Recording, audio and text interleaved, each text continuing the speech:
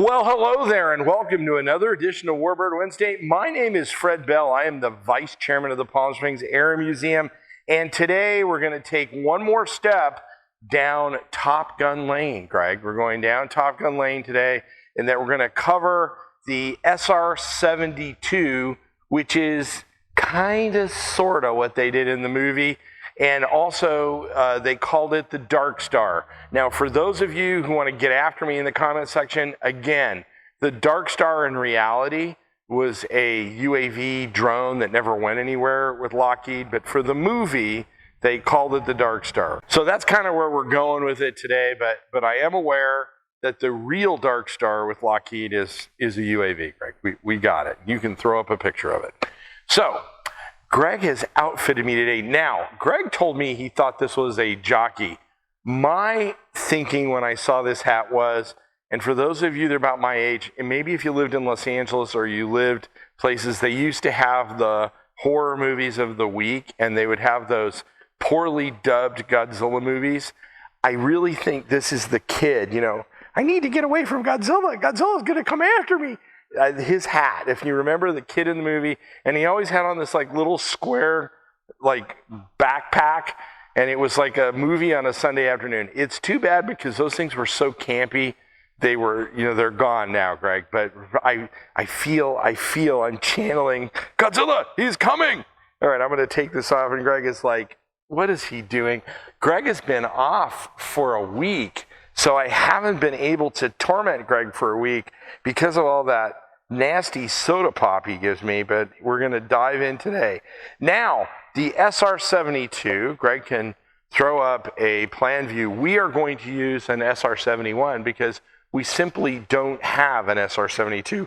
We do have the Darkstar Top Gun toy, but as you can see, there's a little bit of a scale issue here. I'm going to use this in a minute, but we'll go ahead and go with the big kahuna, the SR-71. Throw up a plan view of the SR-71. You can throw a plan view of the SR-72 up as well as the thumbnail for this thing. The SR-71 was retired in 1998, and it left a huge gap in the reconnaissance ability of the United States. The cool thing about the model I'm working with today is this is actually signed by Robert Gilliland, who flew, he was a test pilot, he was a Lockheed factory pilot, and he flew every one of these. My understanding, when they would come out of Lockheed, he would fly the test flight. So he signed this one, and we're lucky enough that his son, Rob Gilliland, is on our board as well. So we're continuing tradition. But the retirement of this airplane, which they screwed around a little bit with trying to make the SR-71 offensive. In other words, that it was obviously offensive to the Russians. Get it, Craig? Sorry, I walked into that one. But to have an offensive capability, but they ultimately settled on the fact that the thing was just so darn fast that nobody could hit it. And it never, there were issues, mechanical issues, some other things, but the airplane was just untouchable. But as I said, it got retired in 1998, and it left a gap. So Lockheed actually proposed the SR-72 back in 2007, and they proposed an aircraft that could fly 6 times the speed of sound.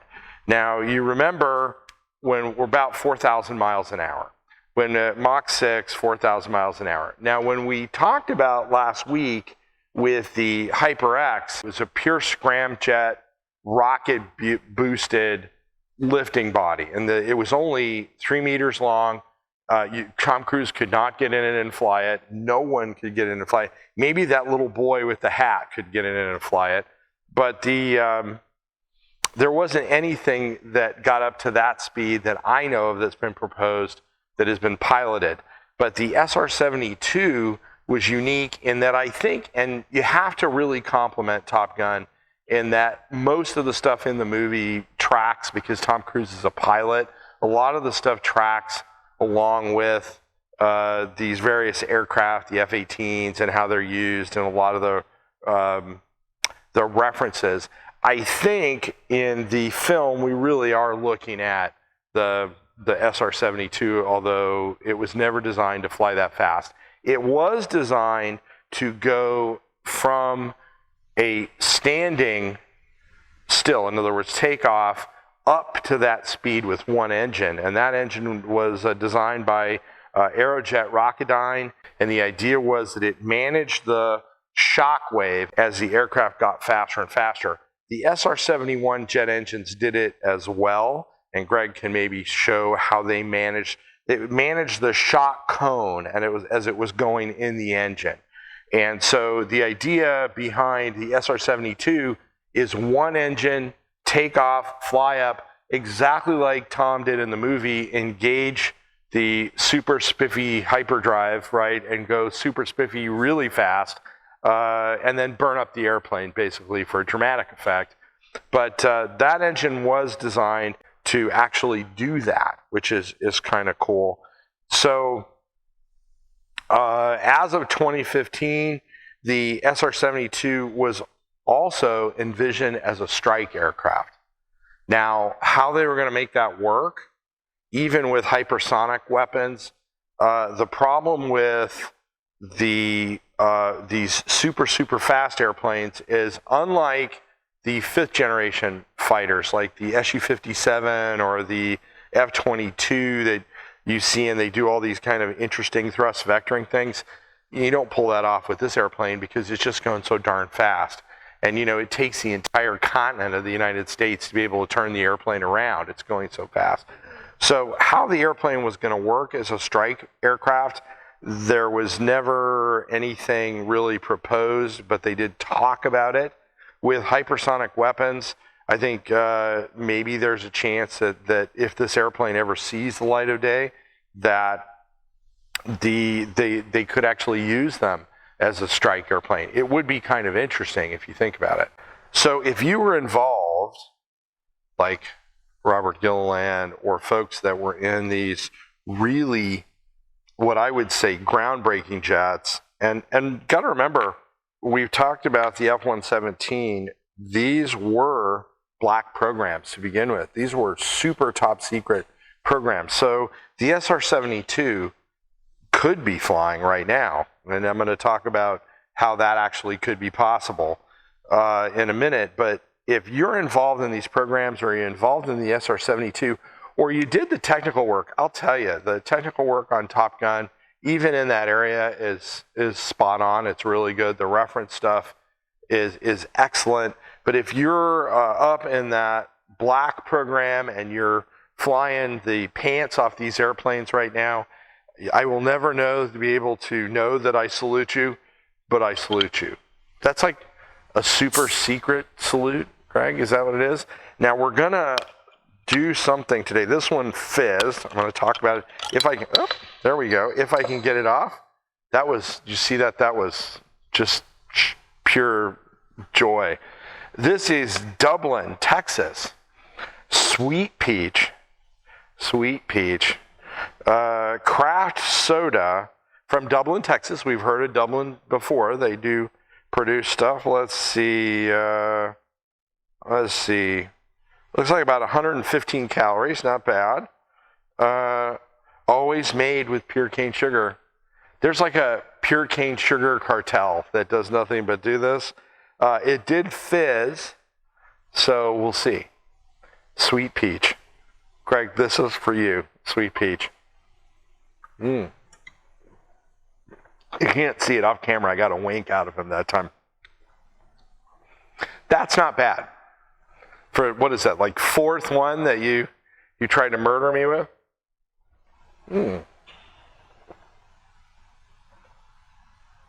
I think that is actually quite tasty, Greg. I know the next one now is going to be like gravy in a bottle or something. Yeah, I'm going to die. But we'll come back to this. So from a metallurgic standpoint, we talked about the aircraft burning up. The SR-71, obviously, they dealt with that through a whole bunch of high-speed tests. I'm sure they have dealt with the same thing with that. In other words, when you're going really fast, it does all kinds of nasty things with heat to the airplane, and so that is a problem. with hypersonics that we've talked about before. Control is another issue. But this big thing is going to be solving that power plant issue, that kind of from chocks to Mach 6 or Mach 10, having one engine do the complete job, because you can't have an airplane that is just massively big. The SR-72 is thought to be about the size of the SR-71 in 100 feet long, which they think that they're about the same size. So interesting idea on the geometry. In other words, it could be a two-seat airplane, you know, just like what they did with some of these.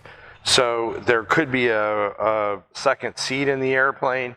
Now, here's where it gets interesting, Greg. I'm going to put the SR-71 back on the spindle and go with this really teeny tiny Darkstar SR-72 toy we were able to acquire.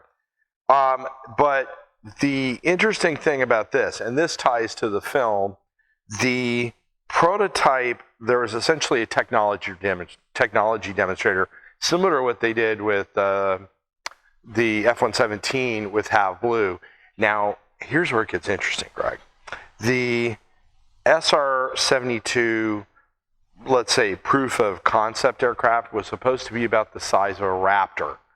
If you look at the mock-up, whatever that thing is, in the Top Gun film, that looks to me to be about the size of a Raptor. So that could be, and I'm saying could be because this doesn't give you anything. This is like a throwing dart.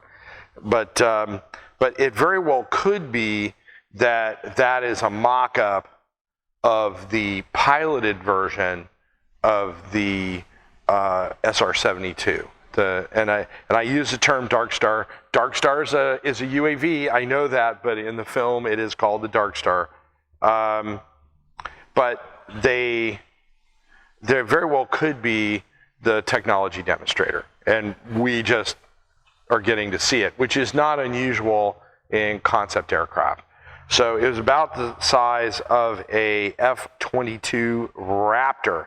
Now, the other clue is in 2018, Lockheed said that they would have a prototype flying by 2025. We're pretty darn close. So again, it could be that we're seeing a proof of concept aircraft or a proof of concept shape, because a lot of times what they will do is, what do they do on those, Greg? They put them on the spindle to test their radar cross section, and they airflow them. You know, they run them in tunnels, wind tunnels. They still do a lot of that stuff as opposed to just doing it in computers. Steve Justice and some of these other guys who are all wrapped up in that can tell you about what they're doing these days on these aircraft. But from my understanding, they are still doing full-scale mock-up tests once they're getting close to production, because they have to kind of get a feel for the airplane. So all of this could be a soft rollout for the proof of concept SR-72. I think that would be really cool stuff. What do you think, Greg? You think? I think so. So now today, who is going to build it but Rosie the Riveter, right? And if the SR-72, that's a great marketing idea, built by Rosie the Riveter. It's free, use it. This is a towel. If you want to be the coolest person by your pool or at the beach, you just whip out this Rosie the Riveter towel and people will flock to you, maybe even try to buy it from you on the beach. I've actually had somebody tell me they were at Oshkosh and they had on one of our Grumman shirts, and the Grumman logo is so hard to get anymore that they were trying to buy the shirt off their back. So you never know. This stuff could be an investment opportunity. Look at it that way. So get out to our new website, check that out, and you can click on that Rosie the Riveter towel. We encourage you to do that. Now, Greg, we had a little thing happen about 2 weeks ago in that for our 25th, we do a lot of different work here on our programming. We won a Emmy Award for our 25th anniversary programming Of course, a couple of weeks ago, Rusty Burns passed away, one of the Tuskegees in there. Bob Friend, also another Tuskegee who we've lost, and there are a number of those veterans have passed away. But to all of them, we want to thank them and their families, and thank you to the Emmy folks for thinking that we were worthy of getting that. And if you know a veteran, get out there and kiss them and hug them and be nice to them and buy them a cup of coffee. We can never say thank you enough to our veterans. Now, we can't do this without your donations. So if you come across us on the channel and you like what we do, down underneath in our YouTube and our other stuff is the ability to donate. Throw us a few shekels. We can surely use that. All we do are long form Warbird videos in this particular segment of our content. If you like that stuff, forward it on. Give us a subscription and a like. We surely appreciate that on YouTube. On Facebook, give us a like or a comment and forward us to your friends. My name is Fred Bell. I am the Vice Chairman of the Palm Springs Air Museum. Thanks so much for joining us. Have a great day.